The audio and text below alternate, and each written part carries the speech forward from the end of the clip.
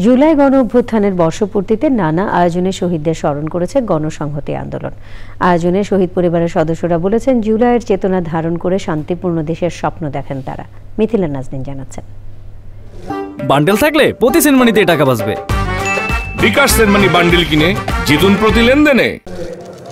জুলাই গণ অভ্যুত্থান স্মরণে গণ অভ্যুত্থানের জন আকাঙ্ক্ষা ও বর্তমান রাজনৈতিক পরিস্থিতি শিরোনামে শহীদ পরিবার ও আহত যোদ্ধাদের সম্মিলন আয়োজন। গণসংহতি আন্দোলনের আয়োজনে অংশ নেয়া শহীদ পরিবারের সদস্যরা বলেন, জুলাই গণ অভ্যুত্থানকে পাশ কাটিয়ে যদি আবারও কেউ স্বৈরাচারী হয়ে ওঠার চেষ্টা করেন, তবে তারা যেন অতীত থেকে শিক্ষা নেয়। আমরা একটা সুষ্ঠু বাংলাদেশ চাই। যারা বাংলাদেশে পরবর্তীতে যারা ক্ষমতা আসবেন, তারা এমন কোনো কাজ করেন না যেটা হাসিনা করে গেছে। জুলাই কিন্তু আস্তে আস্তে মুছে যাচ্ছে, সবাই আবার ভুলে যাবে যার যার জায়গা থেকে, কিন্তু আমরা কিন্তু কখনো ভুলবো না, কারণ আমার ওই জায়গাটা ফাঁকাই থাকবে।